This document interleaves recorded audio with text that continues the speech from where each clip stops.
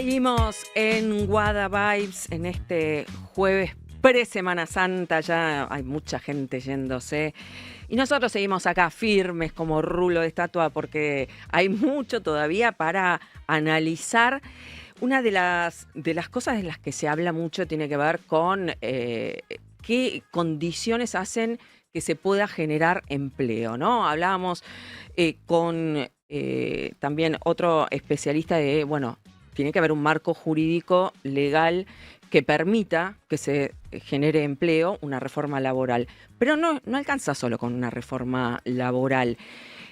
Vamos a analizar justamente con Martín Trombetta, que es doctor en economía y es investigador de la Fundación Fundar, que es una fundación para el desarrollo sustentable e inclusivo, porque hay un informe muy interesante que analiza qué factores determinan el ascenso educativo y el ascenso ocupacional. O sea, por ejemplo, tus padres, ¿se acuerdan? Hubo una época en que Argentina fue líder en Latinoamérica en cuanto a movilidad social ascendente, ¿no? Siempre los hijos accedían a un nivel educativo mayor que sus padres y a un trabajo mejor que el de sus padres. Pero algo pasó en el camino y ahora no necesariamente es tan así. Bueno, Martín nos va a explicar un poco qué es lo que está ocurriendo. ¿Qué tal, Martín? ¿Cómo estás? Buenas tardes. Hola, Guada, mucho gusto, un placer para mí. Igualmente. Bueno, ¿qué pasa con la movilidad social ascendente? ¿Qué pasó en Argentina? ¿Sigue existiendo esa movilidad social ascendente? En buena medida, sí. Lo que hacemos en el estudio, primero que nada, es situar a Argentina en una comparación internacional.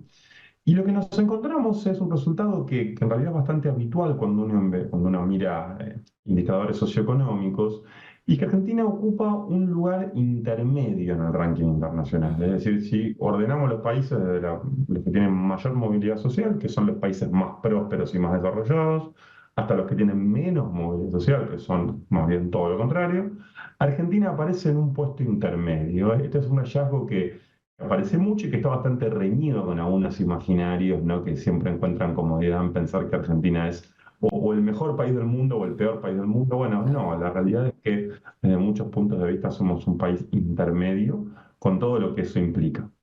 Pero desde ese punto de vista, nosotros queremos abrir el debate sobre qué es lo que Argentina tiene que hacer para parecerse cada vez más a esos países más prósperos que tienen más movilidad. Estamos hablando de los países escandinavos, Australia, Canadá, Holanda, Israel, etcétera. Y, y ahí aparece esto que vos decís. Efectivamente, tenemos un problema, digamos, en términos de movilidad social ascendente. Porque si bien ha habido algunos progresos importantes en el último medio siglo en el nivel de movilidad, en el sentido de que cada vez notamos que la influencia del hogar de origen sobre la trayectoria de una persona va bajando en el tiempo, y es algo bueno eso, es decir, Ah, parece que cada vez importa relativamente menos si naciste en un hogar con más comodidades o más vulnerable, pero lamentablemente no parece haber una tendencia tan buena en la movilidad ascendente. Es decir, no parece que estemos progresando en lograr que los niños que nacen en hogares con clima educativo bajo, con padres que no terminaron la escuela secundaria, puedan acceder a la universidad. En eso no estamos teniendo progresos muy importantes o los que tenemos son muy escuetos. o sea que Por lo continúa tanto, siendo un factor determinante la educación de los padres con respecto a la educación a la que pueden acceder los hijos. en buena medida sí. En buena medida sí, quizás menos que hace 50 años, pero en buena medida sí, y ahí tenemos un problema. Ujú.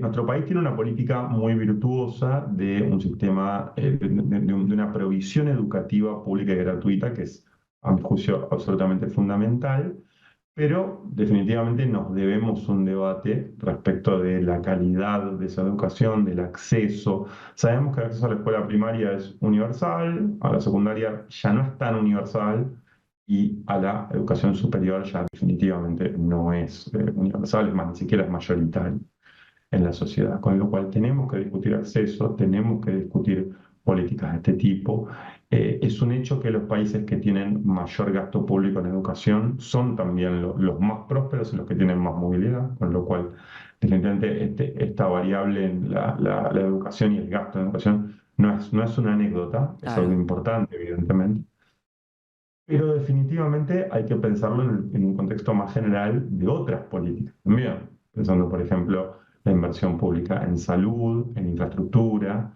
Los chicos que viven en lugares muy periféricos del país quizás no tienen las mismas facilidades para claro. acceder al establecimiento educativo, por ende, hacer autopistas, hacer puentes es algo absolutamente indispensable.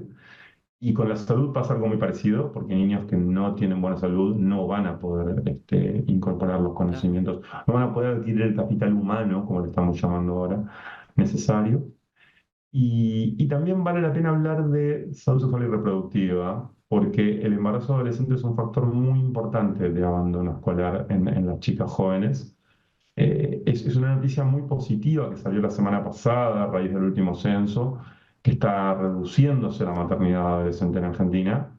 Pero bueno, todavía queda un camino por recorrer. Es Eso promisorio el se lo avance. atribuyen, ¿no? Al tema de la legalidad del aborto, ¿no? No sé si es Yo tan creo que determinante, pero no parecería, tenemos certeza, porque se han aplicado muchas políticas en estos años, pero yo creo que es razonable pensar esto como fruto, al menos parcialmente, ¿no? De la interrupción voluntaria del embarazo, la educación sexual integral, la ley de los 1000 días. Creo que todo eso ha tenido un rol, pero bueno, todavía no contamos con datos que nos permitan hacer algo tan fino por ese lado, ¿no?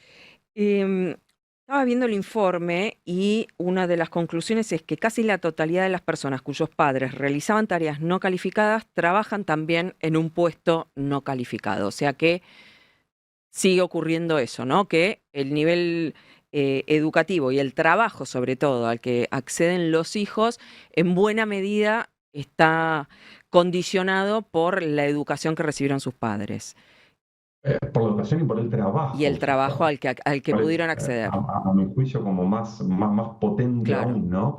Sí, esto es un hallazgo que me parece a mí fundamental.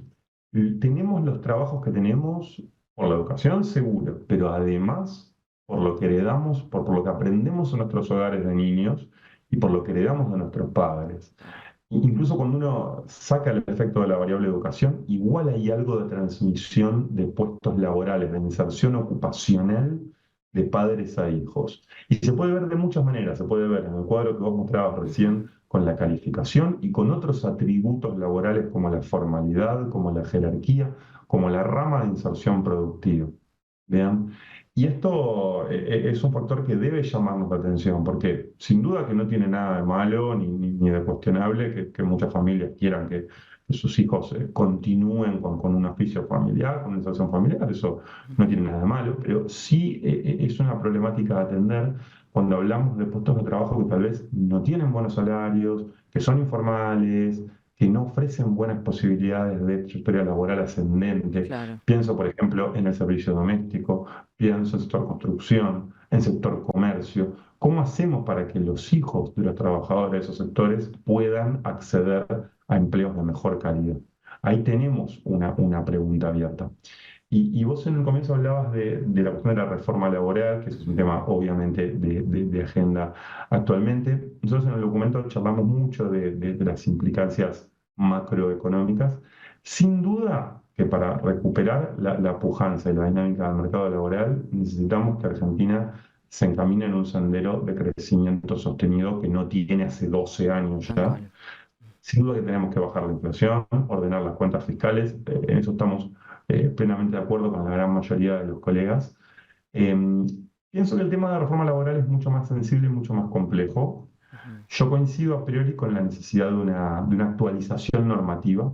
Es cierto que tenemos normativa laboral hace 50 años claro. y el mundo ha cambiado, el mercado laboral ha cambiado, la realidad económica argentina ha cambiado. Yo coincido en que tenemos que hacer algo con eso. No me precipitaría a comprar cualquier propuesta de reforma laboral solo porque se proponga como algo nuevo. Claro. Y fundamentalmente creo que un debate tan complejo, porque el entramado normativo es realmente muy denso y muy complejo y reúne un montón de actores distintos, con lo cual yo creo que es indispensable que un debate de esa magnitud y de esa envergadura se dé por las vías institucionales y democráticas necesarias. La idea de hacerlo vía DNU, de repente venir y hacer 10 cambios juntos vía DNU, yo creo que es muy negativa, que no contribuye a darle ni la legitimidad ni la razonabilidad económica que una medida de este tipo Claro. requiere. El tema es que, bueno, también toca intereses, ¿no? Una reforma Eh, laboral toca los intereses, por ejemplo, de los gremios, y muchas veces se dice los gremios en realidad terminan perjudicando al trabajador porque con tantas exigencias terminan haciendo que una persona decida no tomar más personas, bueno, hablábamos de la industria del juicio y todo lo que eso implica. ¿Qué, qué cosas sí y qué cosas no debería tener esta reforma laboral? Porque se bueno, está planteando, ¿no? Decir, bueno, el tema de la indemnización, se tiene que encontrar algún método, como hay en otros países, en donde no implique que despedir a un trabajador implica que quizás, sobre todo en el caso de las pymes, ¿no? Una persona, el año pasado me tocó durante, bueno, muchos piquetes, entrevistar a los comerciantes, ¿no? Que estaban ahí. Y ellos te contaban, yo, por ejemplo, antes tenía 5 empleados y ahora le pido a mi mujer, a mi hijo, a mi primo, que no sé qué, que me ayude, así no tengo que contratar a nadie, porque cada empleado que tomo después me termina haciendo juicio y me voy a fundir. Entonces, esa situación también tiene que cambiarse, ¿no? Para generar empleo sustentable. pues coincido con muchas de las cosas que mencionás. Comienzo planteando que cuando hablábamos recién de países más prósperos, con más movilidad, no en todos los casos, pero en muchos, por ejemplo, los países escandinavos, lo que vemos como parte de la receta de éxito es una colaboración bastante grande entre los gobiernos, la política pública y un entramado sindical que es bastante importante en Suecia, en Noruega, en Holanda mismo también tienen un rol bastante importante los sindicatos en la negociación. Por eso decía que sumar los actores relevantes a la mesa de la discusión normativa me parece un punto de partida indispensable. Luego, yo coincido en que muchos aspectos de la normativa actual son un poco, digamos, dificultan la contratación para unidades pequeñas, como decías vos, para las pymes. Yo estaría de acuerdo tenemos modificaciones que son muy caso por caso, pero por ejemplo, en el caso de indemnizaciones, yo estaría de acuerdo en pensar en esquemas simplificados para empresas chicas. Por las dudas, la indemnización por despido existe en todos los países de la región. El Ujú. diseño que tenemos en Argentina tiene algunas especificidades, es cierto eso, y algunas por ahí merecen cierto debate, pero tampoco es radicalmente distinto del sistema que tenemos los demás países de la región. Digo. Ujú. Entonces, en ese sentido, hay cosas que están muy razonablemente bien encaminadas y otras que podríamos pensar en mejorar. Sin duda que tenemos que ir a un esquema de progresividad en las contribuciones patronales, que no pague la misma alícuota de contribuciones un pequeño proyecto que tiene 5 empleados que otro que tiene 2.000, coincido plenamente con eso. Y bajar la litigiosidad laboral es un objetivo también, sin dudas, y la simplificación normativa ayudaría Claro. porque buena parte de la litigiosidad proviene de una complejidad normativa que de alguna manera siempre habilita discusiones, situaciones donde hay desacuerdo entre las partes. Y, Ujú. digo, ciertamente ahí tenemos debates importantes por dar, pero quiero enfatizar esto, digamos, es necesario sumar actores a la mesa. Si no tenemos a los sindicatos en la mesa, no se va a poder alcanzar una normativa que luego en la práctica funcione. Vamos a seguir con amparos judiciales, con cautelares, con mecanismos que solo dificultan la cuestión, porque esos mecanismos además retroalimentan esa litigiosidad. Si hay dos normativas que dicen cosas contrarias, yo voy a ir a Claro. hacer juicio hasta que se Ento- aplique la que me conviene a mí, digamos. Entonces, claro. el primer paso para eliminar la litigiosidad es hacer una normativa que tenga legitimidad, que tenga consenso, que involucre a todos los actores. Así Ujú. que desde ese punto de vista creo que el DNU ese capítulo del DNU que hoy está bloqueado judicialmente fue un paso en falso importante. ¿No? En cuanto a la brecha de género, también se ve una brecha de género en cuanto a este condicionamiento que tiene que ver con cuánta educación tuvieron los padres y a qué trabajo accedieron los padres con respecto a los hijos. También hay una diferencia en cuanto si es la hija mujer o el hijo varón u otro género, ¿no? Efectivamente, hay diferencias de género y algunas me parece que son muy interesantes Ujú. para seguir pensando en las diferentes restricciones que enfrentan las mujeres en el mercado de trabajo y en otros ámbitos de la vida. Menciono una que me parece muy interesante. Cuando hablábamos recién de la herencia de atributos laborales de padres a hijos, encontramos claramente un patrón de ese tipo en la jerarquía del puesto. ¿Qué significa esto? Los puestos de director se heredan, ¿no? De padres a hijos. Y uno puede pensar que esto es razonable, por ejemplo, porque hay un emprendimiento familiar que Mm. lo van a heredar los hijos, por ende el director que antes era el padre va a ser el hijo. Esto suena razonable. Ahora bien, acá aparece la brecha de género, porque ese mecanismo opera en varones, pero no opera en mujeres. Es decir, Claro. parecería que es el hijo varón el que va a Siempre heredar. el que termina liderando la empresa familiar es el hijo varón y no la hija mujer.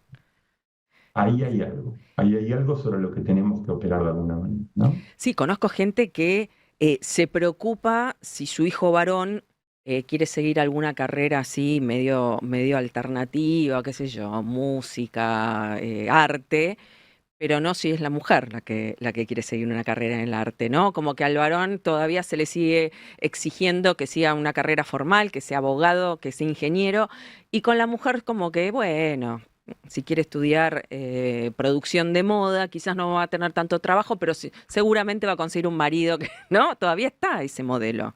Sí, sí, o cierta convicción que parece existir en que los varones son los que tienen la capacidad de liderar proyectos productivos.